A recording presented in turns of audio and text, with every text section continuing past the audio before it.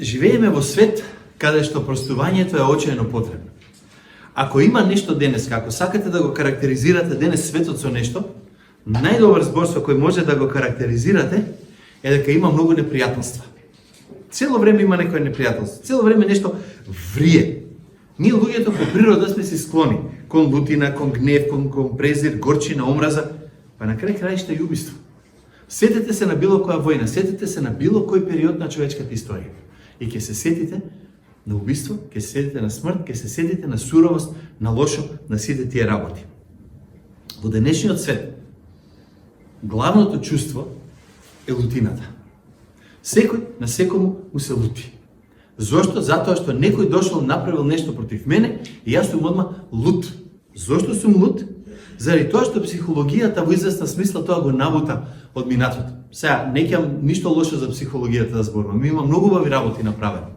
Меѓутоа имаше еден став, еден период на време кој денеска го гледаме апсолутно многу, а тоа е ова. Ти не си крив за ништо во животот. Ти не си виновен за ништо. Крива е мајка ти, крив е татко ти, баба ти, дедо ти, околностите, природата, државата, било кај што си живеел. Нешто ти е криво, ти не си крив. Ама си убил, ти те налютил некој, а ти имаш право да се лютиш. Сега карикирам малку, ама тоа е идејата. Дека никој нема лична одговорност. Се некој ми е крив за нешто што се случило. И како растеа тие генерации, кога дојда денеска мојата генерација, можда малку пред мене, некои луѓе што дојда, ќе ви кажат, па не си не скрив. Околностите ме натераа ваму да одам. И тогаш, кога нема да биде по мое, јас што ќе правам? Што прават децата кога не е по нив? Плачат. Ќе се љутам. Ќе имам едно чудо луѓе кои ќе ми бидат мене криви. Еден, што викаат, себецентризам, дури нарцистички себецентризам, каде што јас сум во средината и сите други мора мене да ми служат. Тоа што ако јас не сум во центарот, ако мене сите не ми служат, јас ќе им се, што? Налутам. И тоа треба да направи нешто големо во тој другиот од таа страна. Лутината е опасна работа. Јаков во своето послание вика вака: откаде се војните и расправиите меѓу вас? Пазете, зборува и за верни. Не зборува само за безбожници. Не оттаму ли од вашите похоти кои се борат во органите ваши? Посакувате и немате, убивате и завидувате и не можете да добиете. Се препирате и војувате, а немате бидејќи не се молите. Барате, а не добивате, зошто? Зашто зло барате за да го трошите во вашите похоти. Една од причините зашто луѓе се љутат на се живо околу нив е не го добиле тоа што го сакаат. Некој мене ми должи да добијам се и ништо повеќе. Јас, мене, за мојот центар. И тогаш доаѓа лутина. Забораваме на проповедникот, кој исто така е во Библијата, или книгата на проповедникот, што вика: не избувнувај лесно. Зашто избувливоста е одлика на лекоумните. Немој брзо да се љутиш. Тој што брзо се лути наеднаш е лекоумен. Ние мислиме дека кога ќе збеснеме, покажуваме нешто моќно. Тука.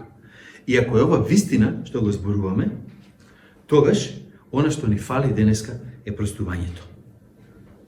И немањето простување уништува фамилии со генерации, немањето простување уништува семејства, уништува брачни заедници, уништува милион работи заради тоа што луѓето не се спремни да простат. Ке забележите, јас не велам да заборавате.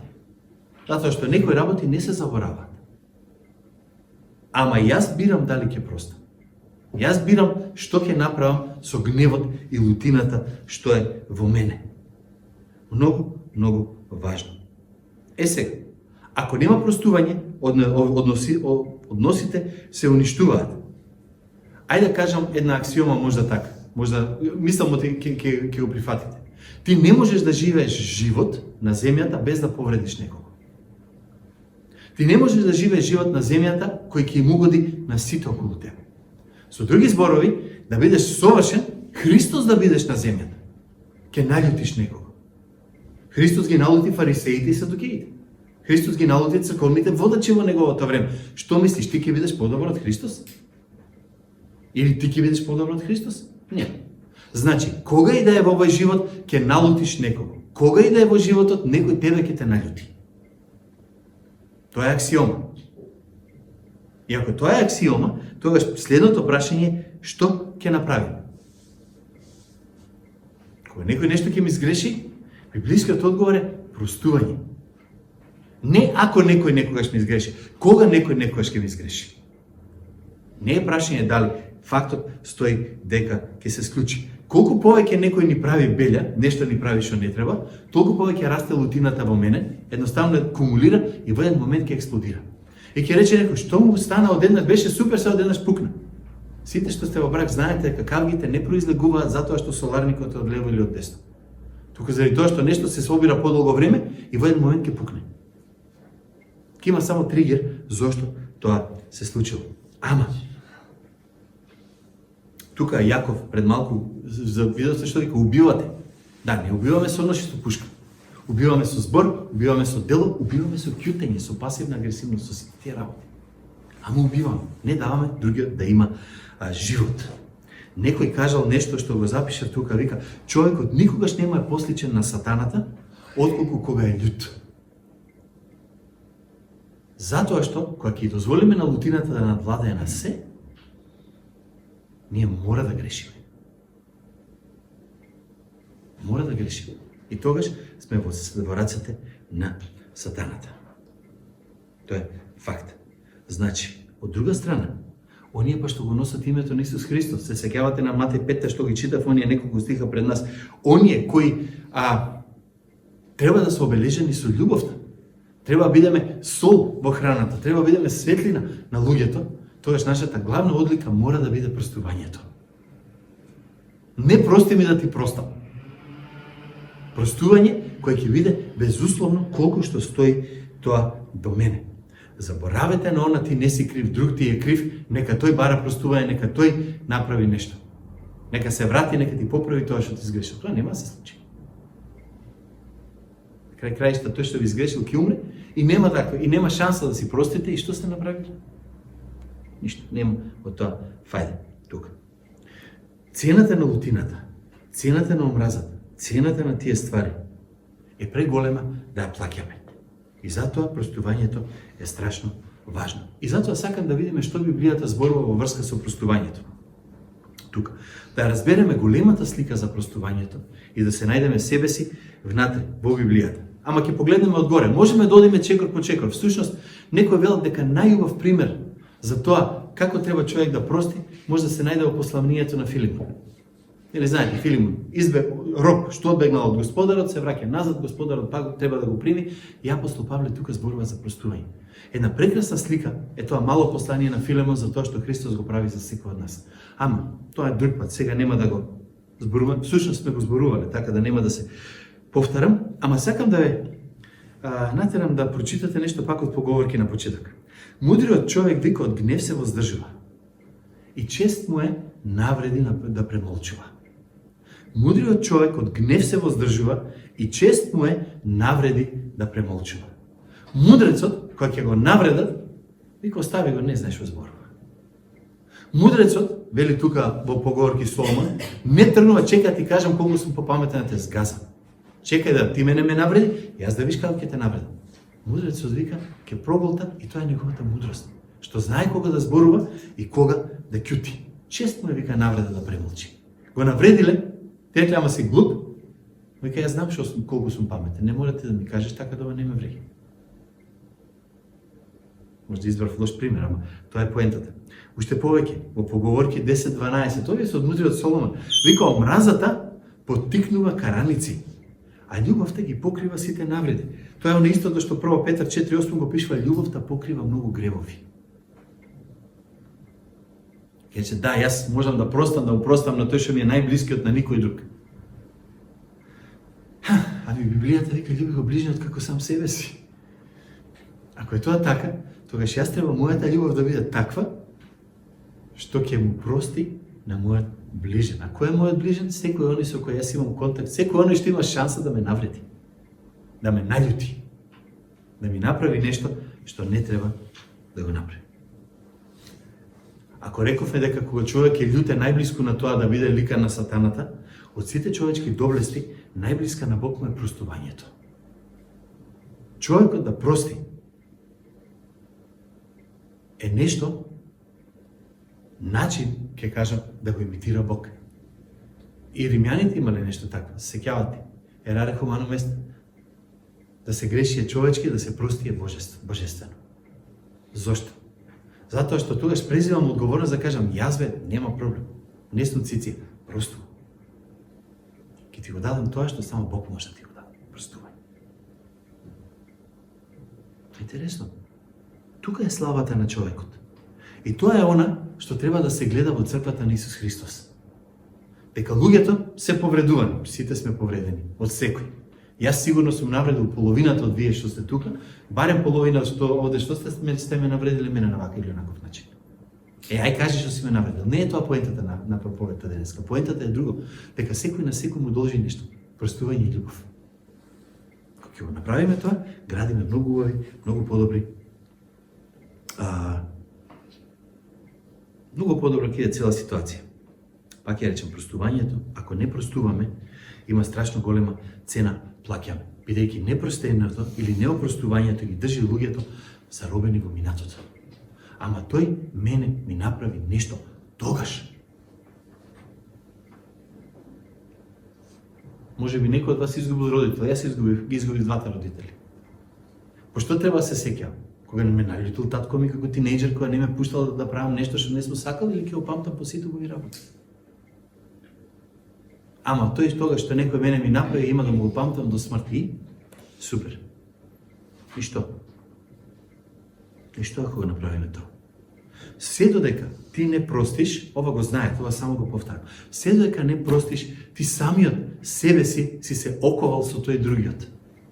Си се ставил себе си во затвор.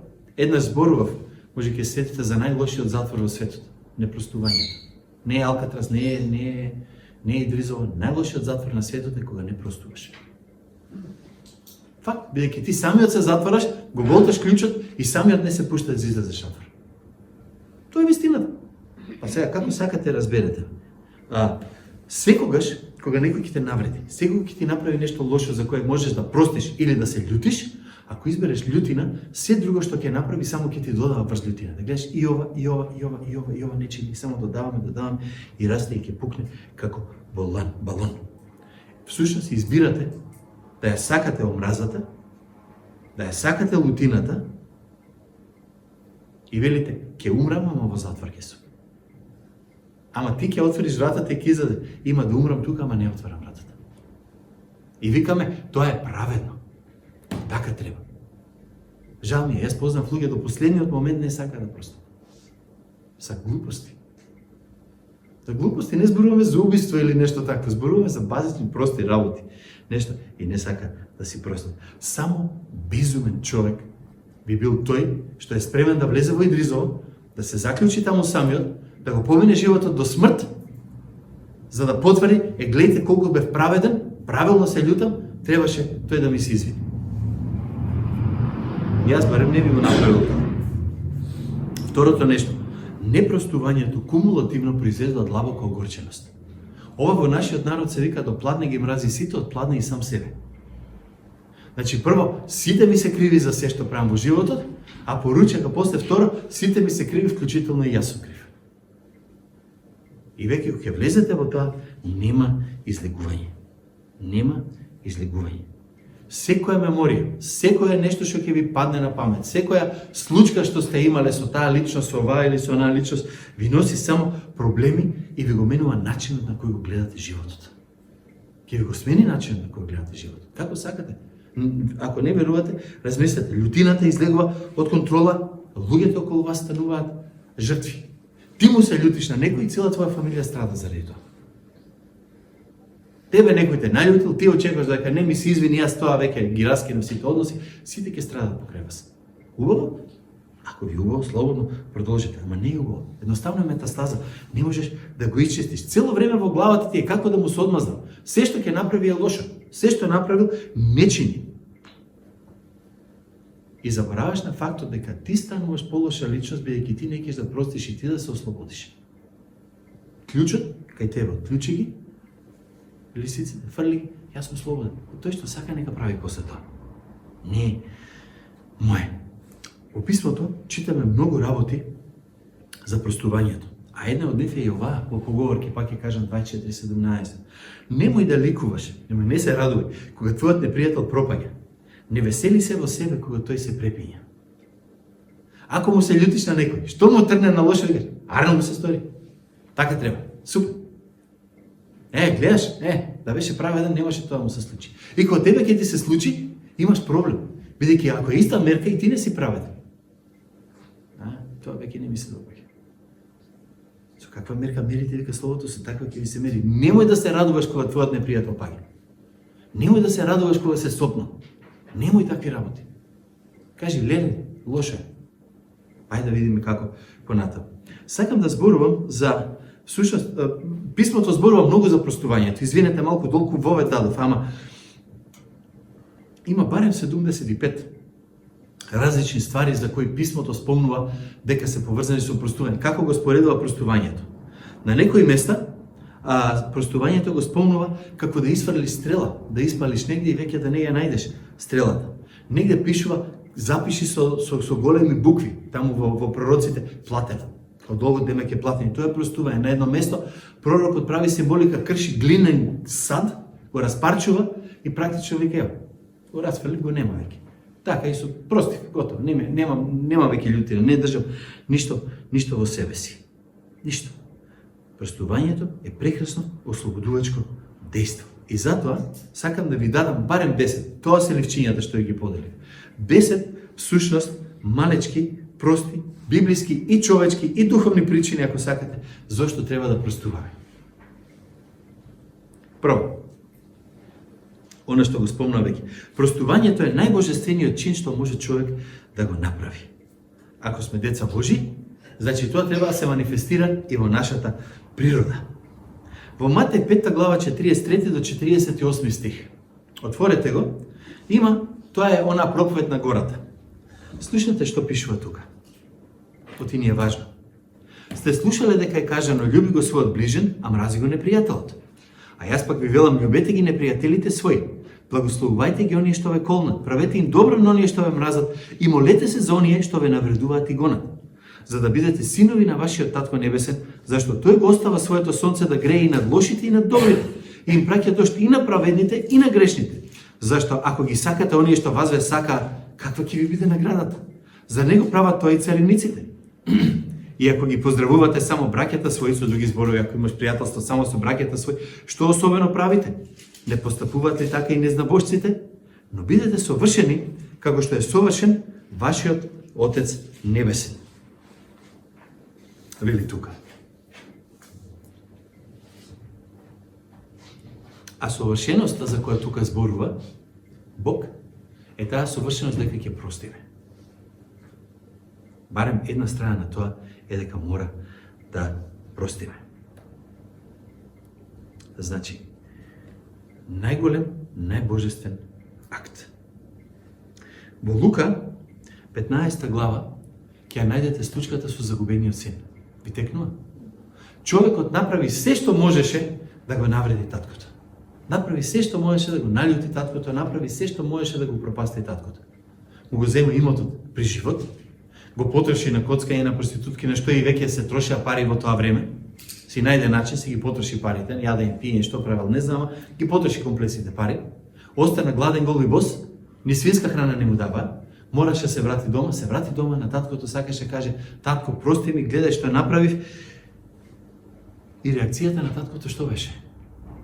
Го прими, го прости, го гушна и рече готово. Се е простено, се е заборавено. Вистина, имаше последици. Не заборавајте. Не вика, сега сине пак и ти дадам уште пола од имотот што го потроши. Не. Тоа го нема. Меѓутоа, ја доби прошката, го обнови односот. Веќе не беше тугинецот што побегна, беше синот што се врати. Многу важна работа да не го заборавиме тој дел. Многу нешто битно. Простувањето беше тука целосно. Се сеќавате на крстот што рече Исус. Оче прости им, вика зошто? Ти не знаеш што прават. Како не знаеш што прават? Па те распнуваат. Да, ама не сваќаат поинтата на сето. Вика прости им. Има една книга од Виктор Франкл, импресивна е, најдете си ја, многу е малечка, се вика сончо гледате. Еднаш ја спомнав, повторно ќе ја спомнам. Тука. Франкл беше психолог, кој евреин во Втората светска војна преживеа концентрационен камп. Меѓутоа, пред крајот на војната, мислам дека еднаш ви го спомнав, пред крајот на војната, овие што биле војниците го зеле, го однеле во болницата, бидејќи имало млад 18-19 годишен млад војник, вели тој.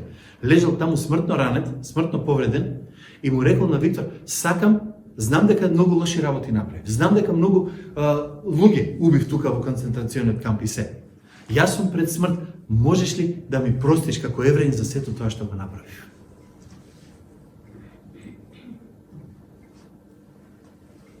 Да ја скратам приказната, Виктор му рекол: "Не може да ти простам." Всушност Виктор само излегол напор. И на крајот, после од кога е слободен, всушност кога преживува, ја пишува Сончо Гледите книга која е праќена етичари, на познати филозофи и вика: "Можам ли јас да простам на некој за нешто што тој направи?" И неговиот одговор вика онака интуитивно е: "Не можам. Можам да простам само за она што мене ми е направено." Она што некој друг некому направил, може да бара прошка само од тој што го повредил или од самиот Бог, кој ултимативно е повреден, а не од човек. Ама кога мене некој нешто ми направил, јас имам избор на кој начин ќе го направам. Стефан во Дела апостолски, тој е точно пример на тоа. Боже, не им взимај за зло ова што го прават. Јас им простувам за ова што го прават. Прости им и ти. Нели, тоа кога менуваат, го знаете. Значи, фактот е дека ќе бидеме навредени и повредени. Тоа го реков, се согласуваме. Тогаш очекувањето како христијани ни е да простиме. Очекувањето да простиме. Второто нешто е една заповед која е вака: да не убиваш. Никој од нас не е убиец. Стварно? Сте слушнале дека им било речено на старите: не убивај. А кој ќе убие ќе биде осуден пред судот. Јас пак ви велам дека секој што се гневи или љути на брата си без причина ќе биде осуден пред судот. А оној што ќе го нарече братот си празноглав ќе биде осуден пред Врховниот суд. Оној пак што ќе рече будала ќе биде осуден за опеколот. Кога ти го понижуваш твојот брат, кога ти си толку спремен, кога твојата лутина веќе, гледате, нема граници, празноглав, будала, секи стресете што ќе ви текне, е исто како да си го убил. Затоа што само законот те спречува да го убиеш, ти знаеш дека ќе одиш во затвор. Да нема закон, ќе го избодеш до смрт. Сите сме се нашли во такви ситуации. Страшно е. Евреите знаеа дека убивањето е забрането и дури викаа дека можеш дека ќе изгубиш вечноста ако си убиец. Ама од друга страна, викаа: сето дека не го направам чинот, не сум крив за ништо. Не е така баш. Не е вистина. Срцето, намерата на срцето. Прво Јован 3:15. Секој што го мрази братот свој е што? Човек убиец. Зошто го мразиш некој? Затоа што не си му простил. Затоа што во крајна сметка немојте да мислите дека има грев што никој од нас не може да го направи. Секој од нас може да го направи било кој грев. Само ако условите се такви, да не се склопат коцките што викаат и ако Господ не е тука да ни помогне. Пазете, затоа што законот Божи мора да го гледаме од негов агол, не од наш. Што значи тоа? Тоа значи дека Бог вика: мене не ми е најважно само дека не си го забодал ножот.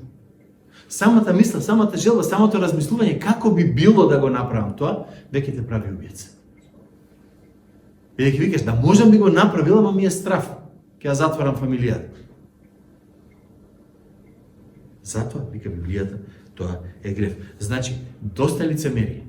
Доста она ние никога не сме убили. Сме утепале еден куп луѓе, кои ги мразиме, кои не повредиле, кои сме решиле да ги удавам само да можем да го удавам. Вака да фатаме да го удавам. Ни се случило на сите да не се вадиме од таа работа. Таа лицемерие не може да стои. Мора да видиме дека оној на кого ние некиме да му простиме е Божие создание како јас и ти. Да, нас ни е простено. Да, викаме ние: јас сум побарал, Господ Исус Христос ми простил. Супер! Ама тој до мене е исто Божие создание на кој му треба простување, а ти викаш тој треба да умре.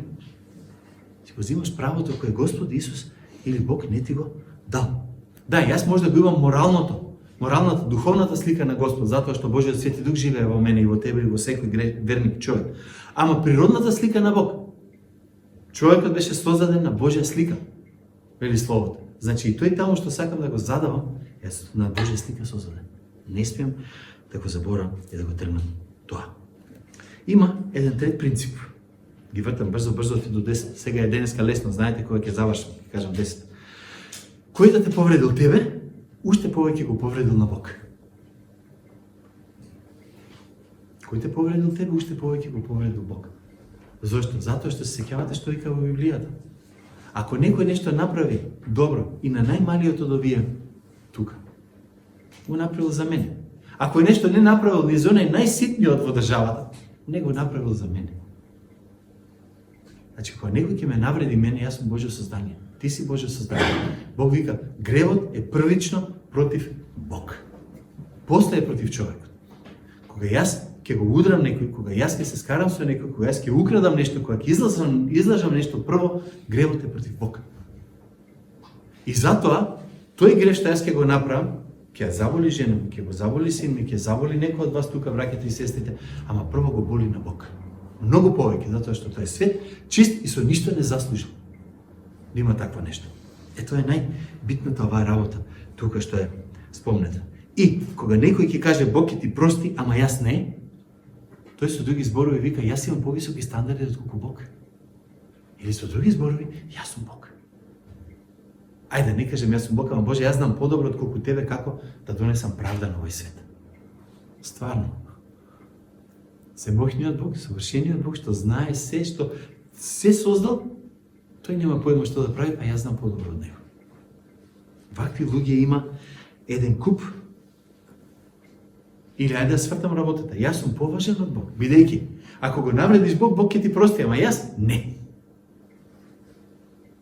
Точно тоа го кажуваме. Јас сум поважен од Бог. Моите стандарди се повисоки од Божите. Јас сум на повисоко место од него. Не. И затоа ќе простиме. Простуваме затоа што Бог забранува лутина или гнев, забранува омраза, забранува одмазда и ни заповеда да простуваме. Сами во себе сила ќе немаме. Бог е тој што ќе не даде силата ако бараме од него. Значи, Бог е најнавредениот, Бог е тој што ми ја дава силата и Бог е тој што ми вика прости. Така ќе покажеме дека сме Божи чеда. Ајде дам понатака. Четврто, Библијата бара од нас да простиме, бидејќи единственото логично нешто да се направи е тие на кои им е простен најголемиот греф, да им простат на тие кои направиле помалечок греф.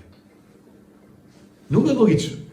Ние викаме, Бог мене ми простил се што сум направил, ми дава вечен живот преку тоа простување и сега некој ме згазил на нога. Јас викам, тоа не го простил.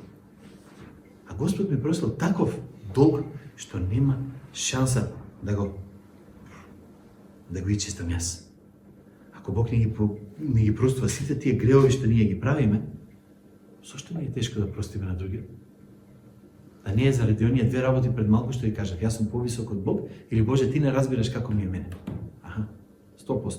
Сигурно е така. Во Матеј 18 глава 21 и 22 апостолот Петар прави нешто многу интересно.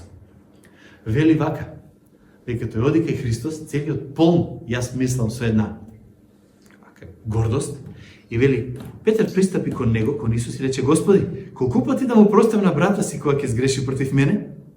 До 7 пати ли? Исус му одговори, не ти велам до 7, туку до 70 пати по 7.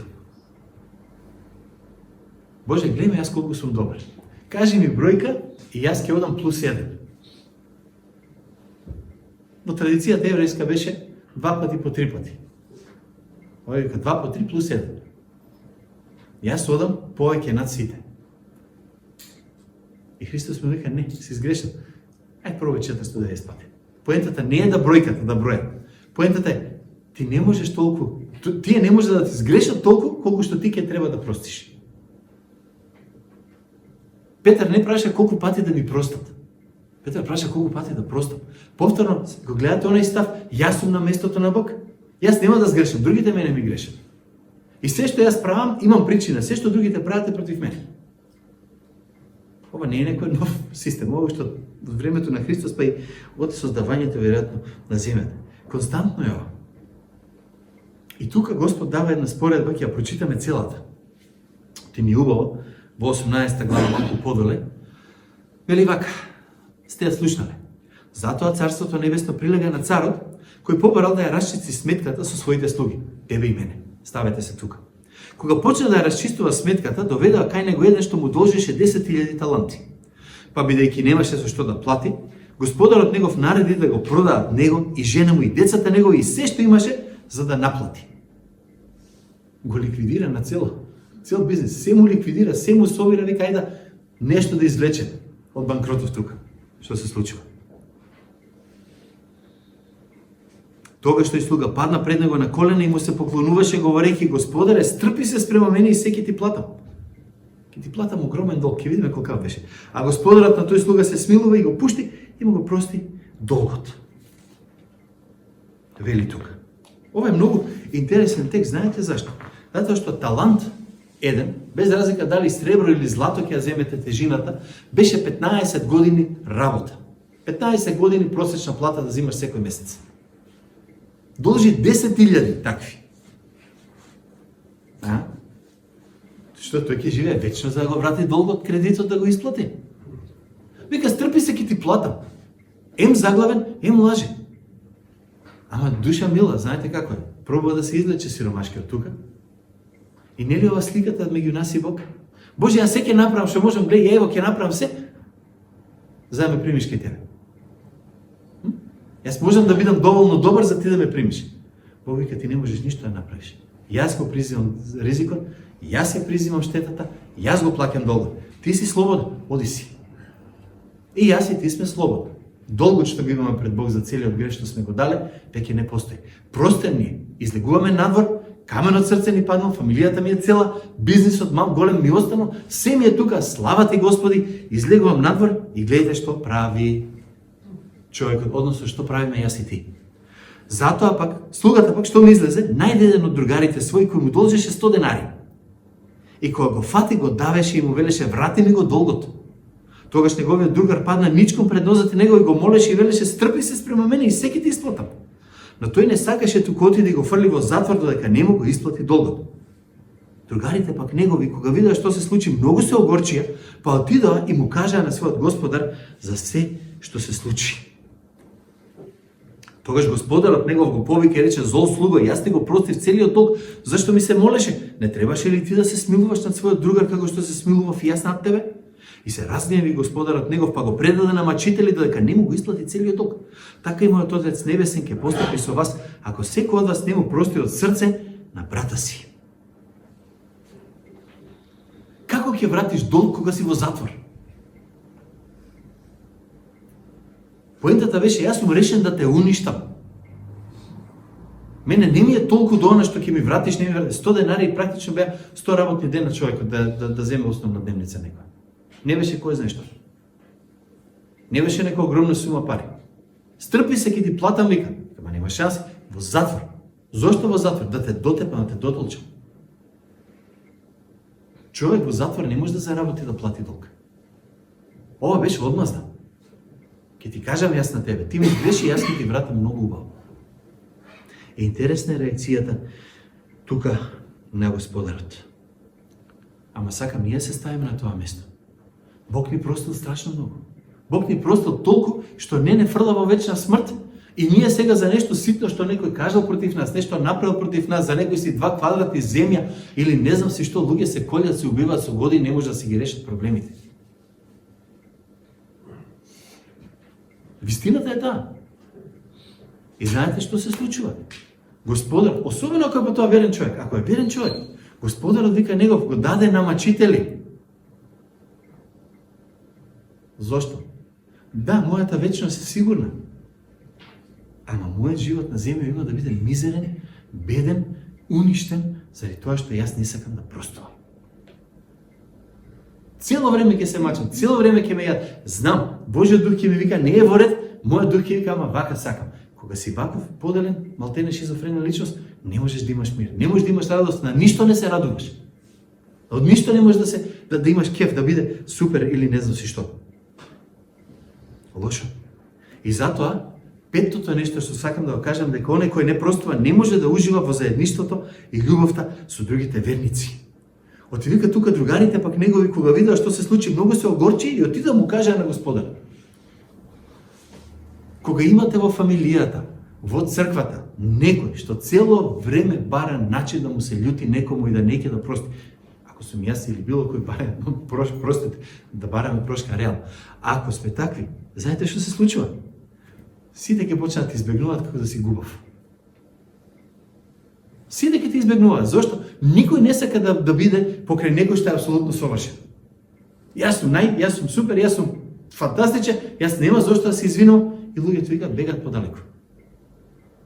Можда некој ќе се моли, Боже смени го, Боже промени го, Боже направи нешто. Мојот прв директор европски што ни беше на нашата мисија, знаеше да се моли некој пат и Боже или смени го или тргни го. Затоа што вика цел живот не може да се расправаш со некој, ама ти мене, ама ти ова, ама ти он. Ево, извини, готово. Не, чекај, јас ќе си најдам нешто друго, нешто. Плюс ќе ви избркаат другите. Нема да ви играат другарите што викаат децата. Ќе ве тргнат на страна бидејќи ќе речат доста е овој, малку фали, ќе му згазнеш на жулј и готово, ќе те изаде цел живот дека ќе те мрази. Има на серија Big Bang, теоријата на Big Bang. Сте ја гледале, може таму. Има еден Шелдон таму кој држи список на сите негови вика смртни непријатели. Зошто секој што го навредил, што нешто лошо го направил, не смртен непријател си воден список. Можда јас и ти немаме список, ама имаме луѓе за кои викаме, до смрт ќе го мрази. До смрт не му просто. Зошто? Што ќе направи? Не викам да заборавиш, да простиш. Многу важно. Заради тоа што на некој начин тој човек доби дисциплина. Има у писмото и други начини за слично. Шестото, непростувањето, пак од овој текст, резултира во божествено дисциплинирање. Господарот го викна и рече, зол слуга, јас ти го простив целиот толку ти ме молеше. Што не се смилува и ти малце? Зошто тоа не го направи? Знаете што вика Јаков? Судот ќе биде безмилостен спрема оној кој не покажува милост. Некој пати прашањето е, кога некој не покажува милост, дали стварно вистински искусил Божјата милост? Дали стварно знае, дали е свесна што Господ му простил? Или само мене ме простено? Што ти е простено? Јас се ми е простено. Седнете, размислете. Ако требаше да платиме за секој наш грев, каде ќе бевме? Што ќе се случеше тука? Во Матеј 5:7 вика, блажени се милостивите, ќе добијат милост, ќе покажат или ќе добијат милост тука. Сериозно е да не простуваме. Ама, нешто многу важно. Оно баш сега го кажа, кој не простува, не може да добие простување. И како да кажам, оној човек што се смета себе си дека е најсвет, дека ништо не направи, по земјата не гаси. Значи дека е апсолутно совршен, знае и он дека некому нешто му направил белја. Зошто? Заради совеста која Господ ја ставил во животот, во срцето на секој од нас. И знае дека да, мене ми сгреши, ама и јас кај да е нешто сум направил. И знае дека ако со каква мерка мерите, со таква ќе ви се мери. Знаете, во Матеј, прости ни ги долговите наши, како што и ние им ги проштеваме на нашите должници. Викаме, Боже, прости ми ти. И одеднаш ќе се сетиш дека вика, брат ти има нешто против тебе, сеќавате на, остави го дарот на жртвеникот, оди, побере прошка, смири се со братот, сестрата, пријателот, другарот, врати се назад, заврши го тоа. Бидејќи ако им простите на луѓето, ако им ги простите на луѓето гревовите нивни, и вам ќе ви ги прости и вашиот Отец небесен. Ако пак не им ги простите гревовите на луѓето, и вашиот Отец нема да ви ги прости вашите. Просто. Нели? Да. Бидејќи, јас пак ја речам, спасение си е спасение. Ама проблемот на тоа што цел живот ќе се влечкаме со нешто во срцето што ќе не направи неподобни за служба е страшна работа. Осма важна работа, отсуството на простување не прави неподобни да обожуваме. Тоа е она таму, ако се сетиш дека имаш проблем со брат ти, оди, баре прошка, па врати се назад. Ако ти немаш мир во срцето, како ќе застанеш за да го обожуваш Бог? Како ќе седиш на клупа и ќе го обожуваш Бог? Како јас ќе го правам тоа, ќе го обожувам Бог? Ако знам дека Бог не ми простил, што правиме понатака? И затоа вика, ако принесуваш дар, Дојди, реши го проблема, заврши го. Обожувањето е нешто што го даваме на Господ, викаме, Боже, фала ти за се што си ми дал. Вклучително и оној на кој не му простив. Значи, мора да се вратиме да простиме. Да не простиш, исто така, значи да го присвоиш Божиот авторитет. Его трип, она што го реков пред малку. Јас, Бог простува, јас не. Јас сум поголем, подобар од многу. Видите што вика во Римјаните, благословувајте ги оние што ве гонат, благословувајте ги, не ги колнете. Не ако, туку кога ве прогонуваат. Или уште повеќе, никому не враќајте зло за зло. А размислувајте за тоа што е добро пред сите луѓе. Ако е можно, доколку тоа зависи од вас, бидете во мир со сите луѓе. Знаете што значи тоа? Да отидам кај тој, кај некој и да кажам, извини, сестро. Нешто не е во ред во нашиот однос. Кажи ми што е, кој би каже да кажам, прости ми. Сум сгрешил. Свесно, несвесно, сум знаел, не сум знаел. Прости ми. Готово. Не одмоздувајте се возлюбени за себе, туку дајте му место на Божиот гнев. Зашто е напишано, одмаздата е моја, јас ќе отплатам, вели Господ. Ти и јас не сме Бог. Одмаздата, вели Бог, е моја. Зошто? Само Бог може да се справи со гревот. Само Бог знае зошто се случил гревот, само Бог знае точно кој е крив, кој не е крив. Во крајна сметка, јас може да кажам, мислам дека ми изгреши. И ако ми кажеш, добро, прости, од срце ти викам прости, јас треба да кажам, ти прости. Готово. Викаат некој, ама не може да заборавам. Јас не реков да заборавиш. Прости, бидејќи кога си простил, филтерот е поинаков низ кој ги гледаш работите. И тоаш филтерот ќе биде, да, знам што ми направи, јас му простив. Направив свесен чин на мојата волја и веќе не се враќам назад. И она, финалното, навредите и обвинувањата против тебе се испитувања кои те усовршуваат. 1 Петро 5:10 вика, Бог на секоја благодат кој ве повика за својата вечна слава во Исус Христос, сам, што вика, по вашето кратко страдање да ве усоврши, укрепи и направи непоколебливи. Тие кои лажат против тебе, кои лажно те обвинуваат, кои те навредуваат, кои те критикуваат, се брусни од камен шмирдлата за Бог да те усоврши. Не ми е право. Јас сакам со перце да ме мазнат, ама Бог не го вика така. Бог решил на овој начин да одат тие ствари. И вели затоа, зашто тоа ви оди во прилог. Тоа е значи за наш кјар вика, ако некој од сознание за Бога поднесува тага страдајќи несправедливо. Значи подобро е да се извинам, дури кога не сум сигурен што сум направил, кажем јас ќе се извинам, извини, не го сватив тоа така, ама ево прости. Отколку, ама јас немам зашто да се извинам и што да правам. Бидејќи вика, каква е пофалбата ако трпите кога ве тепаат заради престапи? Со други зборови, ако си крив и ти викаат крив си бе, чекаш да те фали некој кога страдаш? Не. Ама кога сум праведен и страдам, кога некој ми направил нешто, јас страдам заради тоа, подобро ќе пострадам уште малку и ќе речем, и јас ќе простам. И да го тргнам од себе си, веќе тоа му е угодно на Бога, или што вика Петар, вие сте повикани на тоа. Ние сме повикани. Христос заврши страшно голема работа, најмногу работа заврши тогаш кога го обвинија без причина, до толку што го расна и губија на крст. И пак рече, Боже, прости му, ти не знаеш што прави. Простувањето е се. Простувањето е единственото нешто што ќе ја задржи љубовта, разбирањето, заедништвото, сите доблести. Дали ќе биде во брак, во семејство, меѓу пријатели, меѓу другари, во тим, во сеедно што е. Ако немате ли простувањето, имате сериозен проблем, кој не знам како ќе го решите, ќе ве издаде однатре. И да не даде Господ тоа да се случи со никој. Амин.